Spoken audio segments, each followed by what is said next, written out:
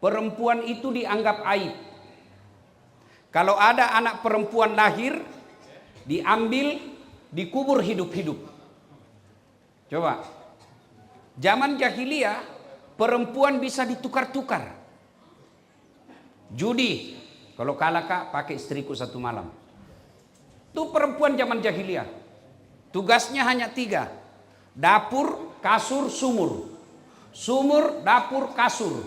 Kasur, sumur, dapur. Melahirkan hanya untuk dilahirkan. Dilahirkan hanya untuk melahirkan. Begitulah perempuan, tidak ada haknya sama sekali.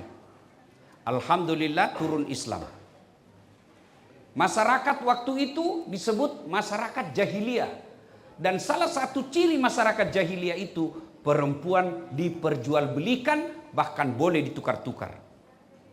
Maka perempuan bersyukur dengan adanya Rasulullah Muhammad SAW. Yang kedua, biasanya kita datang ke maulid ini, saya ceramah dari Sabang sampai Merauke, ya, selalu temanya, tadi saya ceramah juga di gedung keuangan, selalu temanya meneladani Nabi. Masalahnya ibu, bagaimana kau meneladani Nabi kalau sejarahnya Nabi kita tidak tahu? Ibu-ibu, siapa anak bungsunya Nabi? Apai. Hah? Siapa? Siti Fatih? Apai. Ayo, apa? Ayo. Ibu. Siapa namanya anaknya Pak Jokowi yang jadi wapres? Siapa? Tahu semua itu? Siapa namanya itu anggota DPR yang joget-joget? Siapa namanya? Kita tahu semua itu. Padahal itu nanti di akhirat demi Allah tidak ada hubungannya sama kita. Siapa yang memberi kita syafaat? Muhammad sallallahu alaihi wasallam. Bayangkan kalau ada Nabi tak di sini. Orang yang hidup selalu mengkhawatirkan kita. Yang ketika sakaratil maut dia tidak sebut satupun keluarganya. Siapa yang disebut? Ummati, umatku, umatku, umatku. Jibril, kalau saya harus menghadap kepada Allah, bagaimana umatku nanti? Sampai di akhirat, di hari kebangkitan nanti, begitu beliau bangkit, buka matanya, dia gosok, ada Jibril di depannya. Siapa dulu dicari? Bukan bapaknya yang tidak pernah dilihat. Bukan mamanya yang hanya 4 tahun bersamanya. Bukan cucu kesayangannya Hasan Hussein. Tidak satupun keluarganya dicari. Begitu bangkit, Jibril, hari apa ini? Jibril, hari kebangkitan. Aina ummati, mana umatku? Begitulah cintanya Nabi kepada kita. Lalu bayangkan seandainya ada Nabi di sini, ditanya siapa anak bungsunya Nabi, tidak ada yang tahu. Bayangkan sedihnya Nabi. Maka ini tujuannya maulid. Kita datang bukan mau dapat songkolo. Ada songkolo, alhamdulillah kalau ada. Tapi bukan itu tujuannya. Saya jelaskan dulu ini kat dominya. Kalau orang Bugis bilang kat dominya, orang Makassar bilang songkolo. Kat dominya itu ya kuning, ketan, telur. Kalau dulu saya kecil malah dibungkus dengan daun sigi 6. Itu, deng, masih ingat kita? Songkolo moli. Dibungkus itu pakai daun dan segi 6. Apa itu segi 6? Rukun iman. Kenapa pakai songkolo? Kenapa tidak pakai nasi? Begitulah dakwah mereka, ulama-ulama dulu. Kenapa dia pakai songkolo? Kenapa bukan nasi? Songkolo itu dia merapat. Masih di kokopura komat damolu. Jangko bertengkar. Jangko bermusuhan gara-gara pilkada. Jangko musuhan gara-gara pilcaleg. Kau harus menyatu seperti songkolo. Kenapa tidak warna putih? Kenapa warna kuning? Karena kuning itu menyimbolkan emas. Tidak ada orang tidak suka emas. Ya tuh ibu? Mau ke emas ibu? Lihat itu. Tidak ada orang tidak suka itu emas. Maka diharapkan setelah kau dengar sejarah Nabi, kau menjadi umat Islam yang semua orang suka sama kamu. Kemudian ada telur. Kenapa pakai telur? Kenapa tidak pakai kelapa? Kenapa tidak pakai apa itu? Mangga. Kenapa telur di dalamnya? Karena diharapkan kalian semua sebagai bibit penerus Islam. Telur itu akan menjadi pelanjut kehidupan. Jangan kau lagi tanya, Kak, mana duluan telur sama ayam? Terserah kau, mana mau kau jawab. Ya kan? Nah itu. Nah Bapak Ibu saudara-saudara sekalian, kita kalau maulid pasti tujuannya meneladani Nabi. Tapi bagaimana kita mau teladani Nabi kalau kita tidak tahu bagaimana Nabi kencing? Bagaimana Nabi makan? Bagaimana Nabi bertetangga? Bagaimana Nabi tidur? Itu diceritakan di maulid. Jadi saudara-saudara yang tidak mau maulid silahkan. Kami tidak cela kamu. Tapi jangan kau juga bilang kami yang maulid ini sesat. Jadi kesimpulannya, mau kau balik maulid silahkan. Kalau tidak mau kok jangan nih. Tapi biasanya yang mengatakan maulid bid'ah bikin tonji sebenarnya. Tapi judulnya bukan maulid. Apa judulnya? Sirah Nabawiyah. Sama gitu. Beda casing sama isinya. Kenapa paling ada songkolo? Daya tarik tong itu. Supaya datang ki. Itu barakat itu songkolo ini. Telur berapa harganya satu ini? Paling 1.000, 2.000. Tapi, ibu-ibu paling jago kalau harga. Itu paling 2.500. Tapi lihat nanti, biar orang kaya berebut tong. Lihat toh, itulah barakat na sokok molu. Nah, Bapak saudara-saudara sekalian. Ya, 2. Kita maulid meneladani Nabi. Pertanyaannya, kenapa Nabi diteladani? Karena Nabi manusia biasa. Artinya, karena Nabi manusia biasa, pasti bisa kita lakukan. Apa yang Nabi lakukan, pasti bisa kita lakukan. Andai saja malaikat disuruh contoh, tidak mungkin. Adik-adik, woi, anak genset. Kalau bembe, tahu kok bembe? Tahu kok bembe? Kambing. Tahu kok kambing? Bembe. Tahu kok bembe? Kambing. Disuruh mencontoh ayam. Tidak mungkin. Pasti yang suruh orang dongo. Kenapa? Tidak mungkin tahu kambing disuruh mencontoh ayam. Kenapa? Tidak sama tahu. Anjing disuruh menggonggong. Bisa. Kambing disuruh ngembe. Cocok. Ayam disuruh kokok, benar. Kenapa? Memang di situ keahliannya. Kalau manusia disuruh mencontoh Nabi, pasti bisa. Kenapa? Nabi manusia. Kalau kita disuruh contoh malaikat, tidak mungkin bisa. Kenapa? Malaikat tidak suka perempuan. Kita, empat lagi nama masih mau ki. Mak Nabi jana dengar mama Dece. Iya toh? Jami dulu bagi-bagi tuh kodong.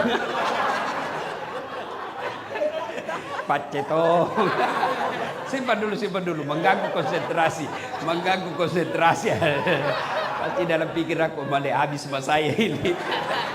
Simpan dulu, jangan mengganggu konsentrasi. Itu bagian daripada bisikan setan. Ya, percaya Pak, kalau ada ceramah begini, setan berusaha gagalkan kita dengar ceramah. Pasti itu setan segala cara gagalkan kita supaya tidak dengar kita ceramah. Pegangi HP-mu. Nah, itu yang pegang HP itu juga kena godaan setan itu. Bagaimana kau mau dengar ceramah kau sibuk kok? Sudah dikasih tahu masih tahu nak pegang? Bukan kau teman setan, kau bisa dijadi setan. Ya, apa kudu kami sambungannya lagi. Jadi Bapak Ibu saudara-saudara sekalian, kalau malaikat, kita disuruh contoh malaikat. Tidak mungkin. Malaikat tidak makan. Malaikat tidak tidur. Malaikat tidak minum. Malaikat tidak suka uang. Kita, suka sekali uang. Maka tidak mungkin dicontoh. Muhammad sallallahu alaihi wasallam manusia biasa. Pasti bisa kita contoh. Superman, tidak bisa kita contoh. Kenapa? Karena peleng karton. Lagi pula salah cara pakai celana. Masa di luar celana dalamnya? Iya toh? Nah, maka saudara-saudara sekalian, Nabi Muhammad pasti bisa kita contoh karena beliau manusia. Meskipun beliau manusia, tapi diberikan keistimewaan. Siapa yang berikan? Allah Subhanahu wa ta'ala. Dia betul Rasulullah manusia biasa.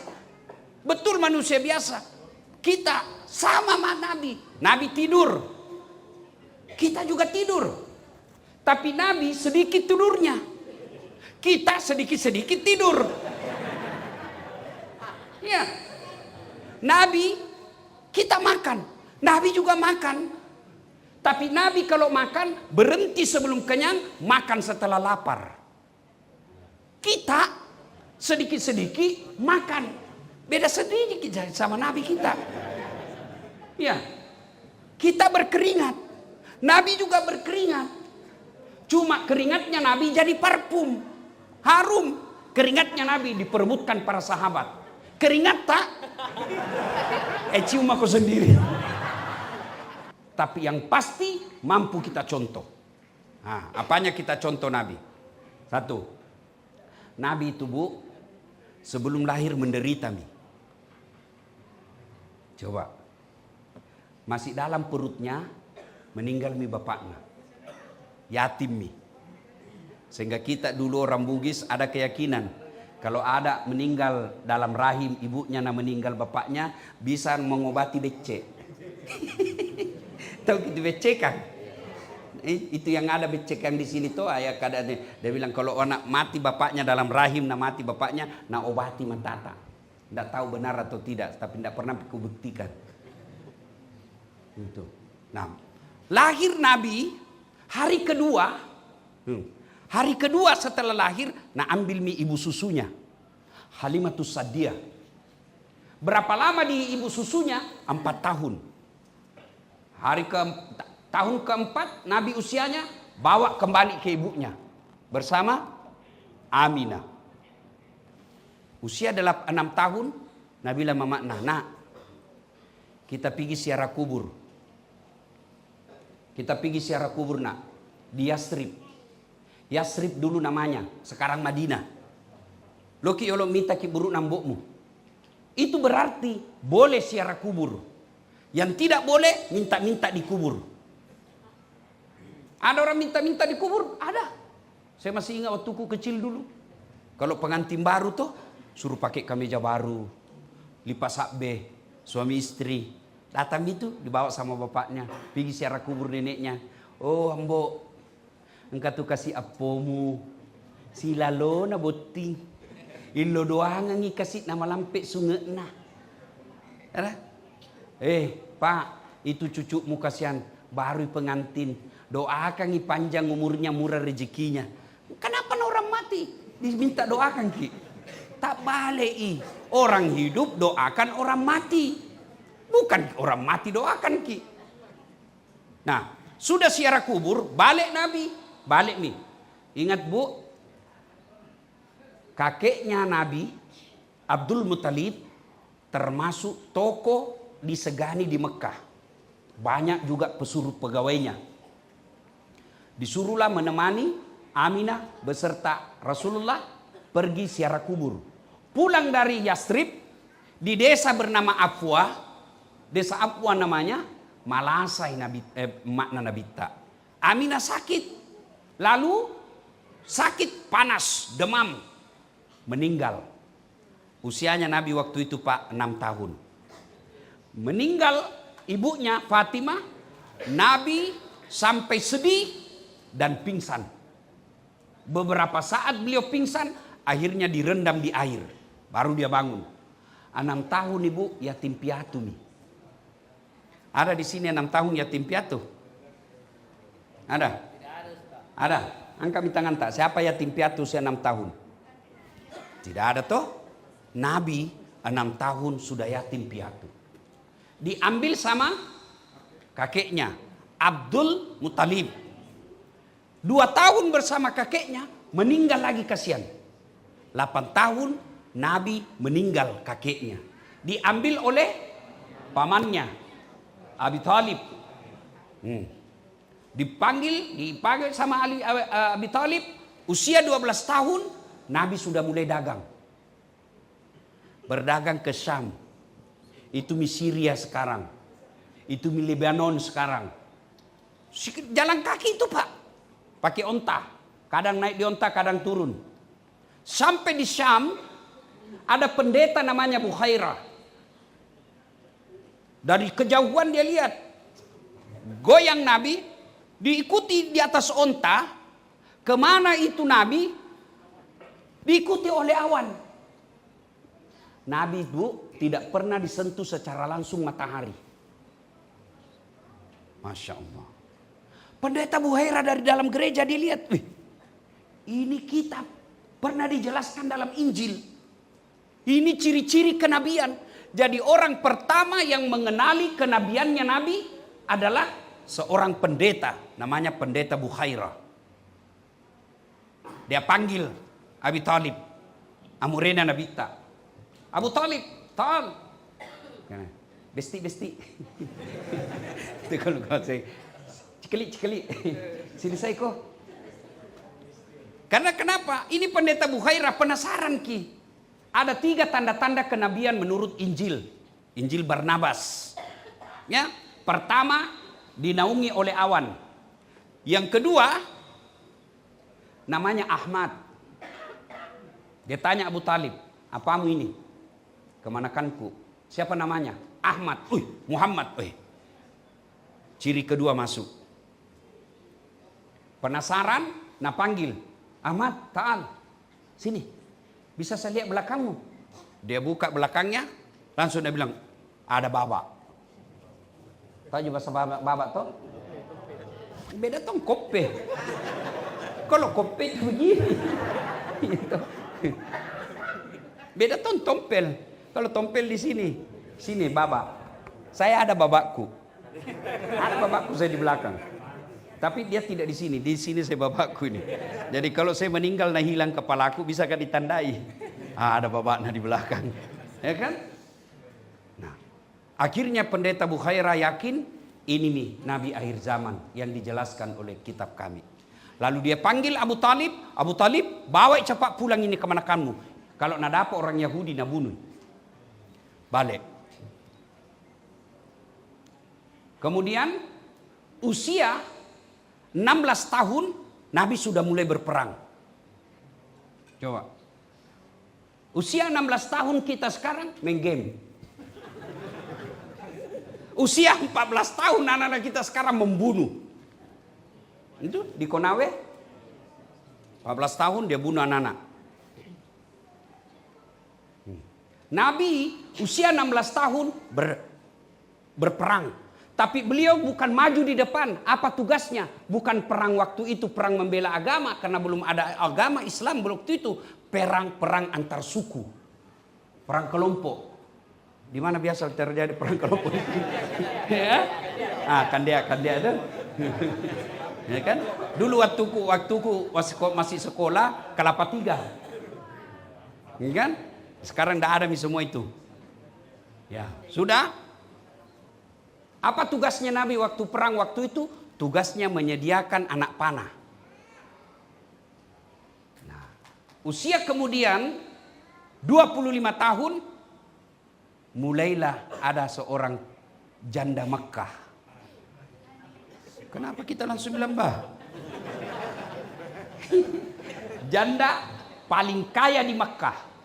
Namanya Khadijah. Khadijah setiap saat dia selalu puji Muhammad di depannya, sekretarisnya. Namanya Nafisah. Apa Nabi bilang Khadijah? Ini pegawai tak ini Muhammad baik kita wadi. Jujur Ki. Baru selalu untung. Setiap dia bawa dagangan pasti untungi. Jujur dan bagus-bagus tong kulihat. Ya kalau bahasanya anak muda, ya gemerak-gemerak tuh. Nah, Nafisah tahu, oh ini Khadijah, nasukai pegawainya. Maka pada saat itu Nafisah menjadi tim sukses. Tapi bukan tim sukses pilkada. Nah datangi Muhammad. Muhammad apa? Kau tahu? Tidak. Memang belum aku kasih tahu. Dalam buku tidak ada begini. Ini bahasa aku tonji ini betul. Ya. Apa? Bagaimana menurutmu kalau ada perempuan suka kok? Dia bilang, sembaran ini. Betul kak? Alhamdulillah.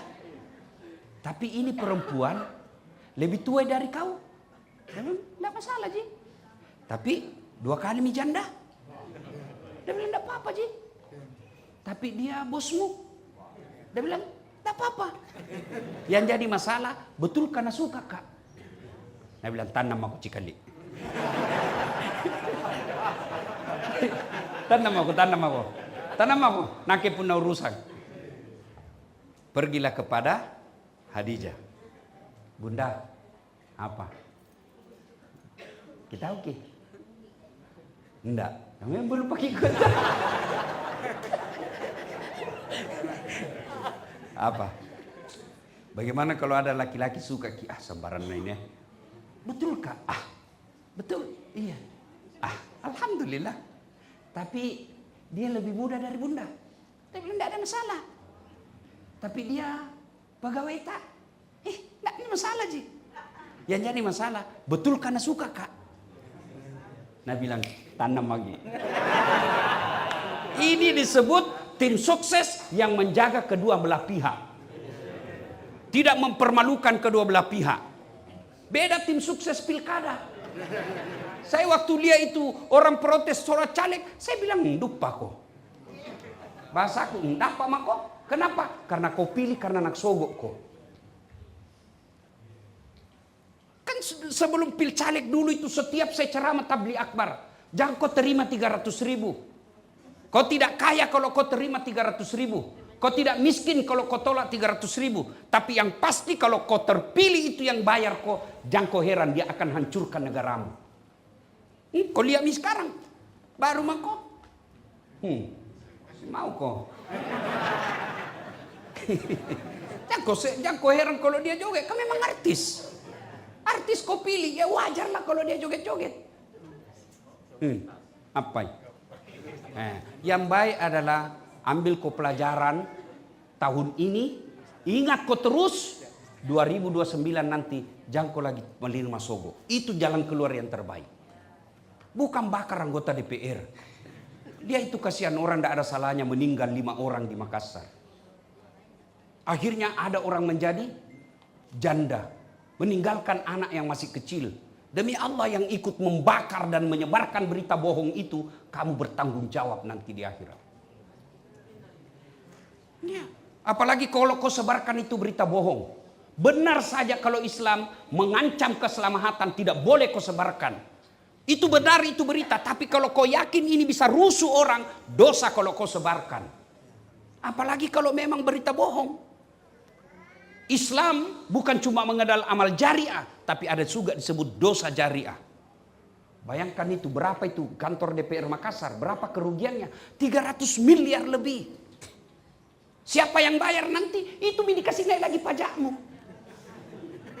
Dari mana mau ambil uang wali kota? Wana. Dari mana yang uang? Dari kita ini. Siapa suruh kau bayar? Bakarnya, bikin kau sendiri. Naik lagi pajak. Orang berjamaah, imam boleh ditegur kalau kita berjamaah dalam sholat. Imam salah mestinya ruku, dia pergi sujud, boleh ditegur, boleh, tapi tidak boleh. Imam salah kok, tidak boleh begitu. Boleh kau tegur imam, boleh, tidak bisa. Dongok nih ini, tidak batal sembayammu kalau bilang kau dongok. Apa paling dibilang? Subhanallah, maha suci Allah. Bukan itu subhanallah bakar. Subhanallah. Dengar kau itu yang demo, bakar-bakar, melempar sambil kau teriak Allahu Akbar. Nah cari kau nanti malaikat kalau mati kau. Nama aku saja kau sebut sambil membakar, pasti saya marah. Dasar. Pasti saya marah. Namanya Tuhan kau sebut lalu kau membakar. Marah Tuhan nanti. Kenapa kau sebut namaku yang maha pengasih dan maha penyayang, kau justru membakar dan membunuh sesamamu manusia? Allahu Akbar. dongo. Ya. Nah, Bapak Ibu saudara-saudara sekalian, maka menikahlah Nabi di usia 25 tahun. Lahirlah anak pertama beliau, namanya Qasim. Berapa anaknya Nabi, Bu? 7. Anak-anak Nabi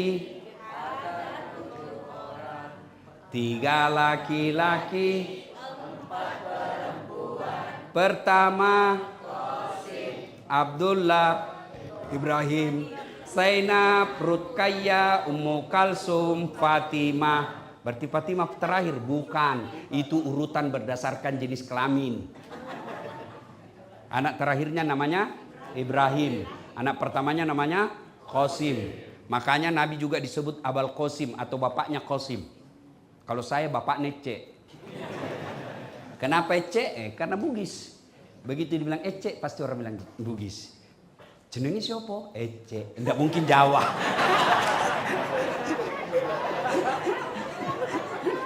Ya? Nah. Kemudian di usia 25 Nabi menikah. Usia 36 tahun terjadi keributan di Mekah. Apa sumbernya? Ka'bah dipugar. Dipugar Ka'bah, diturunkan Hajar Aswad. Hajar Aswad artinya batu hitam. Aswad itu hitam. Hajar batu. Turun. Sudah diperbaiki, masalah. Nabi bilang, Bani Mas'ud, kami lebih berharap. Nabi bilang, Bani Adi, kami lebih berhak. Anggaplah ini di Sulawesi, 4 suku bertengkar. Nabi bilang, kami lebih berhak menetapkan kembali Hajar Aswad. Orang Bugis. Nabi bilang, orang Makassar, porenu. Nak kepoeng. Maju tong orang Toraja. Pakasini sama nek. Itu bertengkar. Bugis, Makassar, Toraja, Mandar. Suku 4. Bertengkar. Berhari-hari tidak ada kesimpulan. Akhirnya Abu Jahal bilang begini. Saudara-saudara sekalian, kita tunggu saja besok. Siapa yang muncul di pintu gerbang, anggaplah itu pintu gerbang yang ada balehoku di situ. Kaki kata pulang ke ceramah, balehoku. Tuh, sudah. Dia bilang Abu Jahal, siapa besok yang lebih awal muncul di situ, itu kita tunjuk, kita percaya siapa nak tunjuk di antara 4 ini. Mana? Setuju? Setuju. Tunggu besok. Dung. Muncul. Muhammad. Cocokin nekat. Ini mitawa. Muhammad digelari Al-Amin, yang terpercaya. Lalu Abu Jahal berkata, Muhammad, ada masalah ini. Apa? Ini kami bertengkar ini. Siapa yang berhak meletakkan kembali Hajar Aswad? Nabi, kalau kau percaya sama saya kasih kau bantuan. Ya makanya kau yang ditunjuk ini. Oke? Kata Nabi, baiklah. Nabi buka serbannya. Adik-adik tahu serban? Tahu serban? Berapa sudutnya serban? Berapa sudutnya serban, Bu? 4. Berapa yang bertengkar? 4. Akhirnya Nabi bilang begini, masing-masing kau kepala suku, pegangi sudutnya ini 4. Kau sini, kau sini, kau sini, kau sini. Setuju? Setuju. Supaya tidak ribu kok, saya pangkat ini batu. Tuh, angkat ini batu, nah sudah kasih naik. Ayo angkat sama-sama. 1, 2, 3. Angkat. Ayo sama-sama pegang, letakkan sama-sama. Selesai masalah tanpa masalah. Male. Pagadai yang misede. Nanti cini pagadai yang ibu-ibu Itu artinya Nabi itu cerdas. Nabi disebut ummi, tapi tidak bodoh. Ummi artinya tidak tahu membaca dan menulis. Kenapa disebut tidak tahu membaca dan menulis? Kenapa Allah tidak memberikan pengetahuan membaca dan menulis? Untuk menghindari fitnah bahwa Quran tulisannya Muhammad. Terbukti Nabi tidak bisa menulis, tidak bisa membaca. Tapi tidak berarti bodoh. Nenekku tidak tahu menulis, tidak tahu membaca. Tapi uang, nah hafal. Itu tidak berarti tahu. Penting jangan diajar membaca. PEP, tambah PEP. SOSO, PEPSO, DDNT, apa bacana? Odol. Ya kan? Sudah. Nah, dan seterusnya, panjang cerita. Nah, sekarang apanya yang dicontoh Nabi? Satu, mari kita contoh Nabi. Perempuan kata Nabi, gampang sekali masuk surga. Sholat, puasa Ramadan, dia jaga harga dirinya, dia taati suaminya, tadahulul jannati bisalam, masuk ke surga dengan penuh keselamatan. Mana kamu mau? 4G. Tapi kata Nabi, yang menyebabkan perempuan gampang terpelincir masuk neraka karena tidak bisa jaga lisannya. Ini penyakitnya perempuan. Datang saja pengajian begini, macam aja itu. Duduk tapi naliati orang sinis.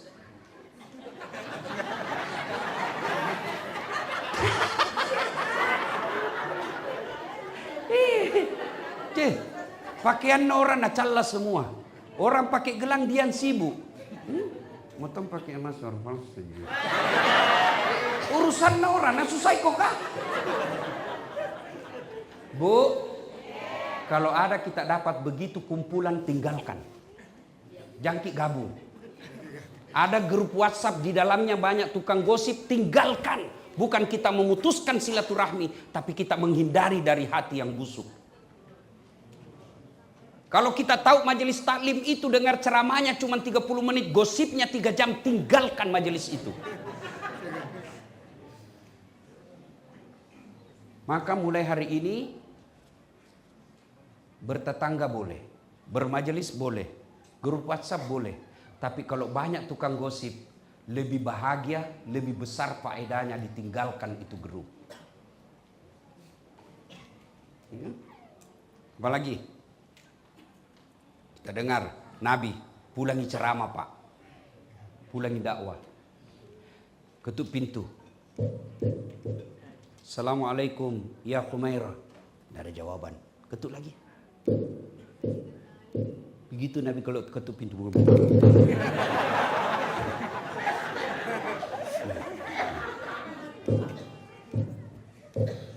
Assalamualaikum ya Khumairah. Tidak ada jawaban. Ulang lagi. Assalamualaikum ya Khumairah. Tidak jawaban. Nabi bilang, oh tidur di kodong istriku. Nah ambil serbannya ibu. Nah buka. Tidur di depan pintu Pak. Nabi ini Pak. Nabi. Nabi Pak. Sholatnya bagus. Ibadahnya baik. Dicintai oleh Allah. Bahkan Allah haramkan masuk surga Nabi yang lain sebelum beliau masuk surga. Tidur di depan pintu, tidak mau ganggu istrinya.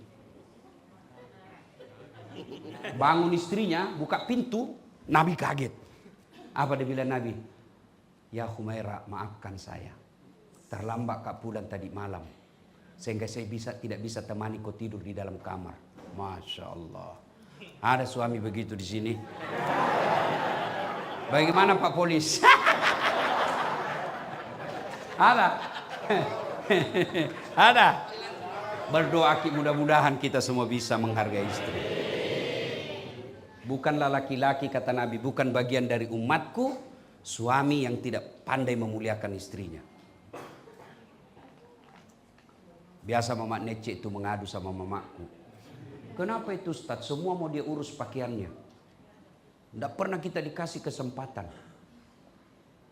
Karena memang saya begitu. Kenapa? Saya baca Barasanji. Coba baca Barasanji. Nabi Muhammad, beliau sendiri yang bersihkan tempat tidurnya. Beliau sendiri yang sediakan sarapannya. Beliau sendiri yang jahit pakaiannya. Beliau sendiri yang cuci pakaiannya. Tapi jantongku sudah dengar ini Bu.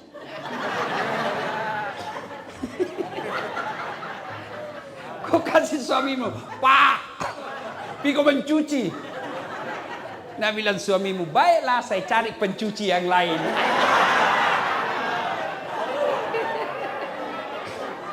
Ya. Masya Allah.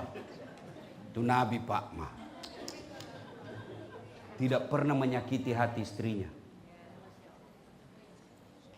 Kalau dia tidak suka makanan, dia tidak celah. Tetap dia makan. Mau kita tahu sakit hatinya perempuan? Suri masak baru tidak makan. Saya setelah ada istri, ternyata masak marah sekali tuh perempuan. Kalau sudah masak nggak dimakan. Kalau tun ibu tidak nak makan makanan suamimu, periksa tongi. Siapa tahu kau tidak tahu seleranya. Kenapa tidak nak makan suamiku? Bisa jadi tidak jaga perasaanmu. Kenapa? Karena kalau dia makan dan kecut mukanya, begitu Rasulullah tidak mau melukai perasaan istrinya. Dengar gini Pak. Biasanya kita mau punya istri seperti istrinya Nabi. Baru kita tidak bersifat Muhammad. Mau seperti Khadijah. Baru dia Abu Jahal. Tenang kau, ku bela ini malam. Jatuh kau mau merasa suami Nabi Muhammad. Baru kau bukan Khadijah. Tenang kau Pak, ku bela kau. Nah ibu bapak saudara-saudara sekalian, kita mulai kebaikan contoh Nabi dalam rumah tangga.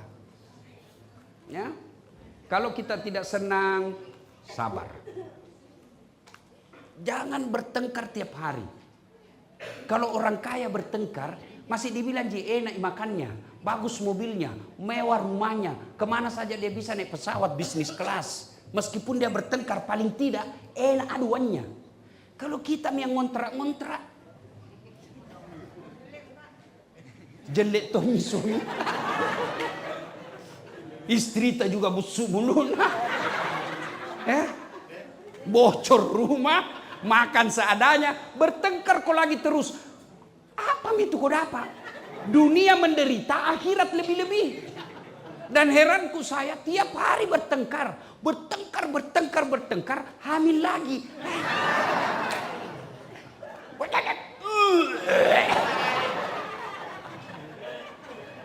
Jadi, ayo kita mulai contoh.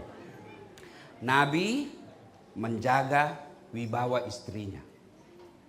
Nabi tidak pernah menyebut nama istrinya. Tidak pernah kita dengar bilang, Khadijah sini kok, Aisyah sini kok, tidak. Beliau panggil Khadijah Ummul Mukminin. Aisyah beliau panggil ya Humaira. Contoh maki Pak. Mulai malam ini besok panggil istri tak. Wahai istriku yang termancung hidungnya. Dia bilang, ini tak mancung hidungnya Ustaz, gigi nasi dek dilihat. Gigi nak mancung Ustaz. Ya leher nak kok cari yang bagus. Mana baiknya di situ? Alisnya kah kau puji? Jangan terlalu jujur. Mentang-mentang istrimu hitam kau bilang Blacky.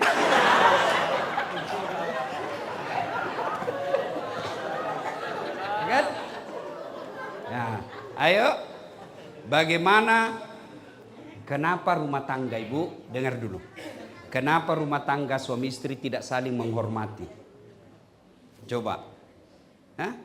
Satu Pak, mulai sekarang jangan kau panggil nama istrimu dengan nama.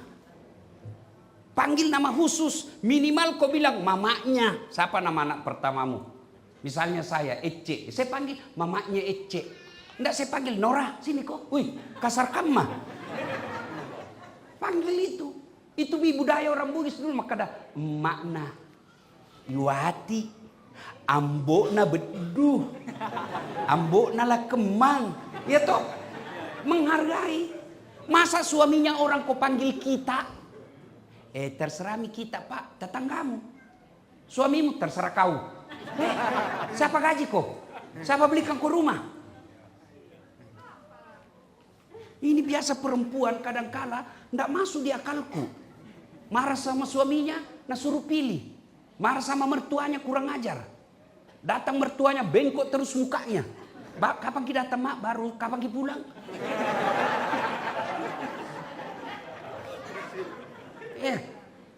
Dengar ini Bu. Hei, Bu. Siapa lahirkan suami tak? Siapa yang mengandung? Siapa yang besarkan? Siapa kasih sekolah? Siapa yang terima gajinya? Jawab kok. Makanya muliakan itu orang tuanya. Kadang-kala itu suami kodong sembunyi-sembunyi kasih mamanya. Mak. Jangan sampai nak lihat lagi tuh, mak jaluk situ. Kalau begini dalam rumah tanggamu, wajar berkahnya Allah cabut dalam rumah tangga. Apa itu namanya Allah cabut berkah? Berkah itu ada istilah agama mardatillah. Dicabut itu uangmu banyak tapi tidak ada kebahagiaan dalam rumah tangga. Maka maulid ini mari koreksi masing-masing. Jangan malu memulai. Besok kalau selama ini Bu namanya suami kita panggil, jangan malu. Begitu kita malu rese, ndak enak. Setan bisik kau itu. Pak, saya sadar tadi malam saya nak kena ceramah, tapi nak kena tongko. Oke, komitmen mulai hari ini start dari nol. SPBU. Itu menaknya dek, ndak pacaran. Kalau kau pacaran, 4 tahun kau pacaran, berapa kali kau tipu orang, pasti berkelahi kau. Jangan yang 4 tahun, 1 tahun saja berapa kali kau bohongi orang. Bertengkar sama kau itu tidak ada saling menghormati. Itulah kebiasaan yang dibawa. Kalau saya tidak, kan tidak pacaran memang. Tidak baku kenal kak. Mama Nice. Kita saling menghormati. Kenapa kita tidak baku kenal? Tapi kalau waktu kuliah kau baku, itulah yang dibawa. Akhirnya waktu kuliah panggil nama. Sudah menikah tetap panggil nama. Mulai dalam rumah tangga. Tidak mungkin kita bisa mulai bahagia kalau dalam rumah tangga rusuh. Saya bisa ceramah begini Pak. Bukan saya yang hebat. Bukan saya yang jago. Mamanya cek. Kenapa? Dia kasih tenang jiwaku. Mana bisa saya ceramah kalau mau ceramah lagi 10 menit. Pulang kok. Ya toh? Mageji, cocok tuh, mau makin naik, pulang kok, tunggu dulu, belum, pulang kok, tunggu dulu, pulang kok, kenapa kau pulang? Ke satu rumah anakmu, siapa jaga anak tak Pak? Siapa jaga anak tak? Ibunya.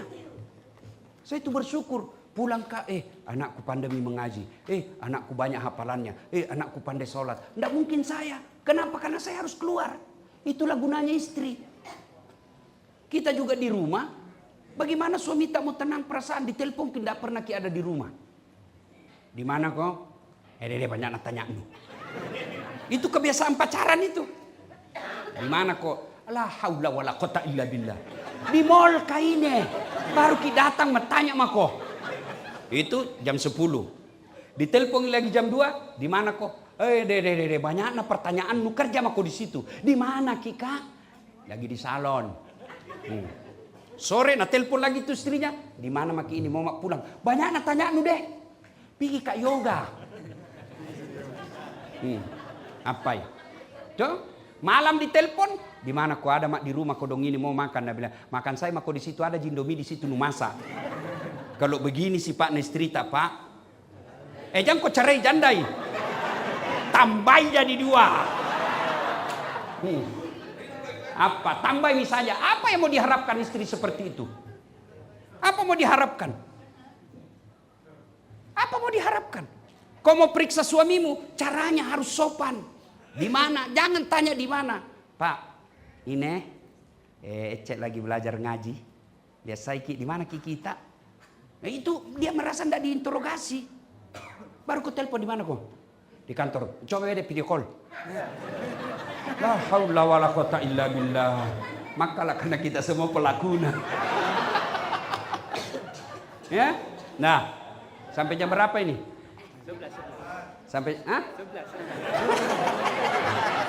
Nenek nu gawang. Sudah ya. Sekarang sudah dalam rumah saling menghormati. Ya. Kita suami tidak ada papanya tanpa istri. Kita istri tanpa ridha suami tidak ada ridha Allah. Tuh, kita mulai dalam rumah tangga. Berikutnya, bagaimana Nabi bertetangga? Nabi bilang begini, kalau kau mau masak sesuatu dan itu menyeberang baunya ke tetanggamu, maka kau harus kasih dia. Begitulah kita bertetangga. Jadi Bu, kalau kita masak kue, kasih banyak kuahnya. Tambahi dalamnya isinya. Nah, bawakan tetangga. Itu sedekah. Apalagi kita di komplek Lili ini. Saya dengar tadi kan Pak Ketua dia bilang 50-50. 70-80. Salah ya? Hah? Apa itu 50-50? 50-50. 50% Muslim, 50% non-Muslim. Hargai tetangga tak non-Muslim. Lebih baik kita ruka perasaannya tetangga sesama Muslim daripada non-Muslim kita rukai perasaannya. Kenapa? Karena bisa merusak citra agama kita. Bikin kue, bawakan tetangga kita yang Tionghoa. Bikin kue, bawakan tetangga kita yang Nasrani. Itu Rasul begitu mengajarkan. Bahkan jangankan kue, tumbuhan saja seperti itu di sebelah.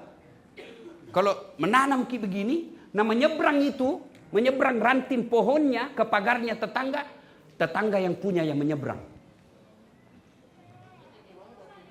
Jadi kalau bapak ibu tanam mangga dan itu ada ranting dahannya menyeberang, buahnya itu mangga yang menyeberang, haknya tetangga, halal diambil. Itu syariat Islam. Ada yang tanya, Ustadz bagaimana kalau istrinya tetangga menyeberang pagar? Lentongi cerita nah itu iya. Ya, begitulah Islam bertetangga. Nah, ada orang baik agamanya Bu, berjamaah di masjid, Senin Kamis, rajin mengaji, tapi dia termasuk bangkrut di akhirat kelak. Atadruna manil muflis kata Nabi. Tahu enggak kamu yang bangkrut nanti di akhirat? Bangkeroi. Siapa dia? Jarusu wahatiur rahim. Tetangga yang jahat sama tetangganya dan yang memutuskan tali persaudaraan.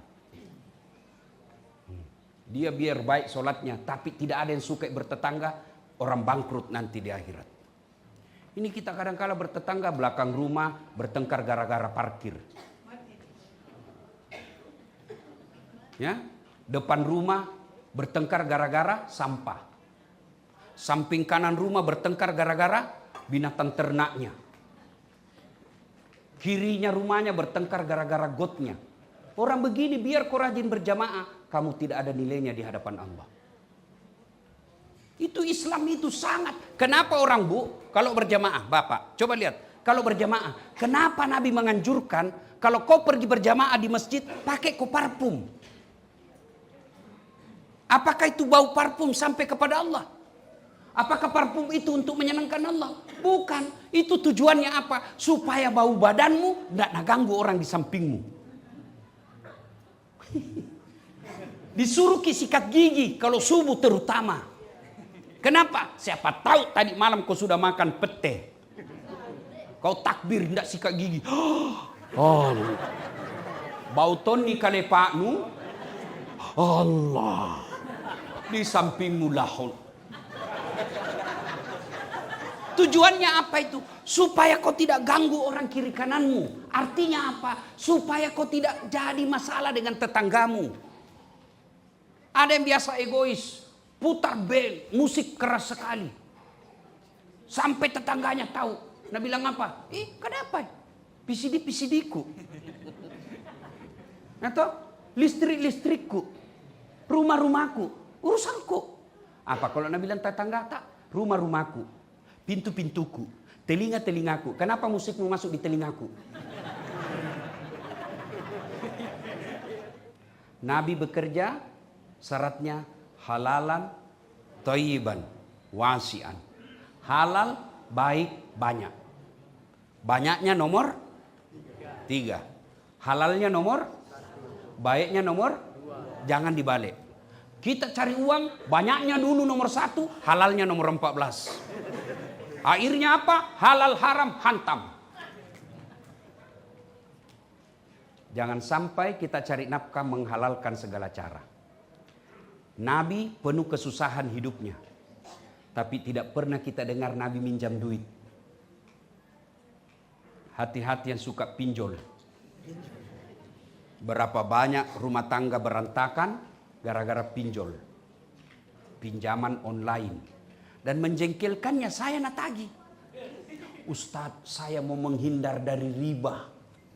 Riba tuh pakai dulu bahasa agama. Saya sudah kesana kemari berusaha mencari. Tapi tidak ada Ustadz. Maukah Ustadz merenangkan bimbang saya supaya saya terhindar dari riba? Ya, apa yang bisa saya bantu? Bayarkan nggak kesian utangku. Kalau male, kudoakan bagi saja lunas. Dan banyak begitu. Kenapa kita ngutang, Bu? Bukan karena tidak ada rezeki dari Allah. Tapi karena selera hidup tak terlalu tinggi. Kalau ada beban hidup tak, jangan lalu berusaha ngutang. Lebih baik jual sesuatu yang bisa dijual.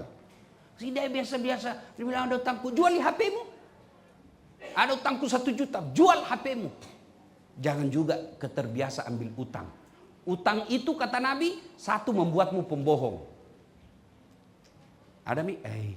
Nah biar bau uang ini tidak ada kasihan. Bohong aku itu. Bilang kau kalau bapak nak cari bilang kau tidak ada. Kau bohong, anakmu juga kau ajar bohong. Yang kedua, utang itu membuat kamu langkah kakimu pendek. Mau kau pergi warkop, iya ada. Jangan ini, enggak jadi mau kau sedih. Ya kan? 3, utang itu memutuskan silaturahmi. Karena orang yang tadinya kau pinjam uangnya baik-baik, natagi tidak mau, akhirnya bisa kau bertengkar. Waktu dikasih pinjam uangnya, dia bilang, Ustadz adalah malaikat hidup penyelamatku. Sekalinya ditagih, dia bilang, Ustadz seperti malaikat pencabut nyawa. Ya.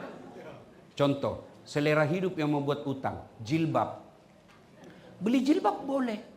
Pak, belikan saya jilbab. Nah, belikan maki suami tak jilbab. Sudah beli jilbab yang jadi masalah. Apa itu? Nah bilang, Pak, masa enggak serasi jilbabku sama tasku? Dibelikan misen tas. Sudah dibelikan tas, nah bilang, baik tong itu kalau serasi dengan sepatuku. Sudah itu dilengkapi, nah bilang, Pak, nah hafal mi orang ini, belikan nggak lagi. Nah akhirnya berujung pada utang. Nah Bapak Ibu Saudara-saudara sekalian, banyak yang ingin kita sampaikan, tapi waktu jualah yang membatasi kita.